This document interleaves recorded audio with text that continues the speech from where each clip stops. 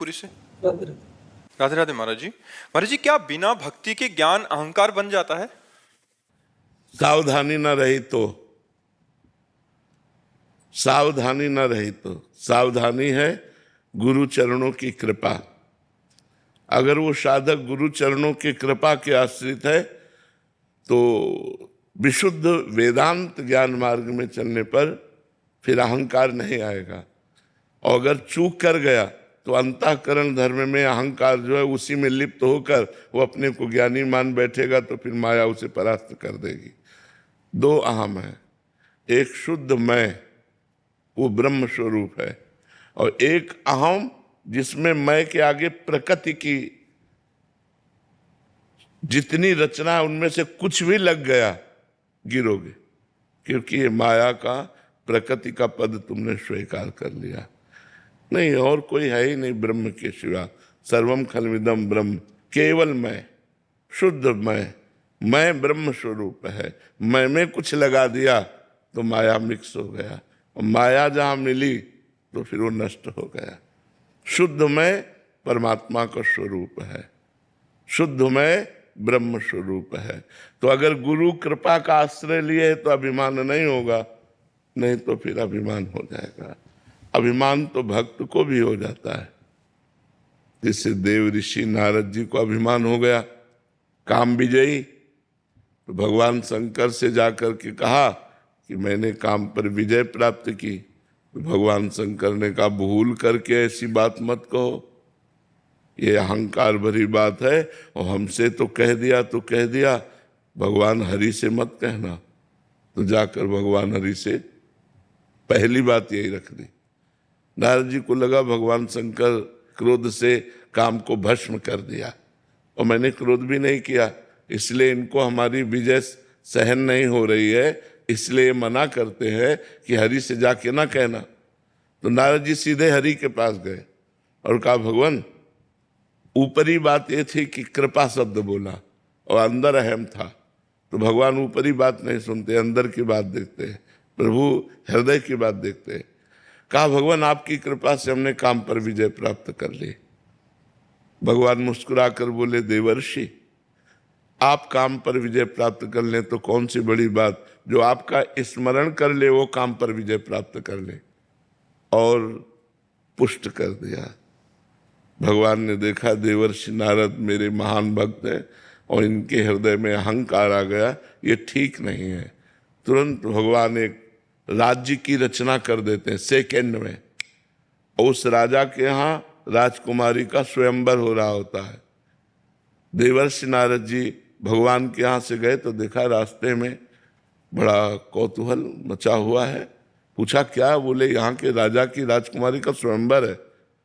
भगवान की माया से खिंचते हुए राजा के पास गए। राजा ने साष्टांग दंडवत की, बैठाला और अर्घपाद्य आदि समर्पित करके कहा, राजकुमारी को लाया जाए, देवर्षि नारद जी से आशीर्वाद दिलाया जाए। जे ही राजकुमारी को देखा, अब देवर्षि नारद जी का मन विचलित हो गया। जैसे जैसे वो नजदीक आ रही थी वैसे वैसे वो कामासक्त होते जा रहे थे। अभी भगवान से कह के आए कि मैं काम विजयी हूं। भगवान की माया मूर्तिमान नो मोहिनी माया, हाथ जे ही स्पर्श किया बुद्धि गई। दर्शन से काम व्याप्त हो गया, स्पर्श से जो भागवतिक बुद्धि थी वो अंतर ध्यान हो गई। अब उसमें जब रेखा पढ़ी तो लिखा था, जो इसे वरेगा वो अविनाशी हो जाएगा, मरेगा नहीं। जो इसका वरण करेगा वो लक्ष्मीपति होगा। अब बुद्धि होती तो समझ जाते सारे लक्षण भगवान के हैं, लेकिन ठान लिया कि ये मुझे वरण करे। अब विचार किया कि मेरा रूप तो ऐसा नहीं है कि राजकुमारी मुझे वरण कर ले, ऐसा रूप तो भगवान हरि का है। अब इस समय तपस्या के द्वारा इसको हम प्राप्त नहीं कर सकते, समय नहीं है, तो भगवान हरि की शरण में चले, क्योंकि हरि जैसा मेरा कोई हितैषी नहीं। ये बात बहुत जोर की। इस बात में मतलब हृदय न्यौछावर हो जाता है कि ऐसी प्रचंड माया के बीच में भी देवर्षि नारद को एक बात याद है कि हरि जैसा हमारा हितैषी कोई नहीं। अगर ये बात याद रहे तो माया कुछ नहीं कर सकती। तो भगवान का चिंतन किया, भगवान प्रकट हो गए। भगवान से कहा, प्रभु मुझे हरि रूप चाहिए। बोले तथास्तु, तुम्हारे लिए अदेय क्या है, मैंने दिया। फिर देवर्षि नारद जी ने कहा, जय विधि हो नाथ ही तुमोरा, करो शुभेग दास में तोरा। तो भगवान ने कहा, हित ही नहीं, जे विधि हो ही परम हित, नारद सुनो तुम्हार। भक्त से त्रुटि हो सकती है, भगवान से नहीं। भगवान ने कहा, जिस तरह तुम्हारा परम हित परम मंगल होगा वही मैं करूंगा। और भगवान ने वही किया। हरि बंदर को भी कहते हैं, बंदर का रूप दे दिया। अब वो बंदर का रूप केवल राजकुमारी को दिखाई दे रहा था और भगवान शिव के दो पार्षद थे उनको दिखाई दे रहा था। देवर्षि नारद जी सिंहासन पर जाकर बैठे। अब वो तो फूले हुए थे कि मुझे सुंदर रूप मिला है। और जो ही राजकुमारी की दृष्टि पड़ी, विचार किया कि इतने सुंदर सभा में ये असुंदर बंदर रूप वाला कौन आकर बैठ गया। उधर देखा भी नहीं। नारद जी ने सोचा हमारे ऊपर दृष्टि नहीं पड़ी होगी। तो दूसरे जैसे जैसे राजकुमारी बढ़ती वैसे वैसे जिस राजा के पास जाते तो राजा को तो देवर्षि नारद जी दिखाई देते, तुरंत खड़ा हो जाता, वो उसके आसन पर बैठ जाते, राजकुमारी फिर घूम जाती। ऐसा हो ही रहा था कि इतने में भगवान राजकुमार के रूप में आ गए। श्यामला शरीर, कमल नयन, देखते ही करोड़ों काम मूर्छित हो जाए ऐसा भगवान का रूप। राजकुमारी प्रसन्न मुद्रा में तुरंत भगवान के गले में जयमाला डाल दी। भगवान ने हाथ पकड़ा, चल दिया। देवर्षि नारद जी को बहुत अपार दुख हुआ कि मानो प्राण निकल जाएंगे। अब राजकुमारी चली गई, अब क्या। तो शिव के पार्षदों ने कहा, जरा अपना रूप भी तो देख लो। तो उन्होंने जे हुई जल में रूप देखा तो मरकट बदन भयंकर थे, मरकट बंदर की वो भयानक रूप। तो उनका अच्छा जीवन माला चलाते हो गया और एक बार ब्याह करना चाहा तो उल्टा हमें दे दिया। हमने मांगा हरि रूप तो दे दिया बंदर का रूप। आज देखते हैं उनको देवर्षि नारद से पाला पड़ा है, आज उनको हम बताते हैं चल। और जा ही रहे थे गुस्सा में कि रास्ते में देखा भगवान मिल गए, राजकुमारी का हाथ पकड़े हुए और साथ में लक्ष्मी जी भी।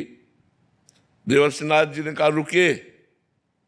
भगवान कहा, परम स्वतंत्र तुम्हारे ऊपर कोई है तो नहीं शासन करने वाला, जो मन भाता है वो करते हो। परम स्वतंत्र न सिर पर कोई, भावे मने करो तुम सोई। आज मैं तुम्हें सीख देता हूं, जाओ मैं साथ देता हूं। जैसा मैं स्त्री के वियोग में दुखी हूं ऐसे तुम स्त्री के वियोग में दुखी हो। जो बंदर का रूप दिया यही तुम्हारी सहायता करेगा। भगवान ने कहा, स्वीकार है। तब हरि माया दूर दूर निवारी, तहान रमान राजकुमार। भगवान ने जी माया हटाई, न राजकुमारी न लक्ष्मी जी। ओ देवर्षि नारद जी को तुरंत वो बुद्धि वापस हुई। अरे त्राहि माम प्रभु, ये क्या हो गया। बोले, जाओ जाओ, जपहु जाय शंकर सतनामा, होई हृदय तुरंत। अपराध बन गया परम वैष्णवाचार्य भगवान शंकर का। जाओ उनके सतनामों का पाठ करो, भगवान के नाम का स्मरण करो, जाओ। तो ऐसा नहीं कि ज्ञानी को ही अभिमान हो जाता है, भक्त को भी अभिमान हो जाता है यदि वो भगवान की कृपा को न देखकर अपनी साधना को देखे तो उसको भी अभिमान हो जाता है। और जिसको अभिमान होता है उसका पतन जरूर होता है, उसको नीचा देखना पड़ता है, माया उसे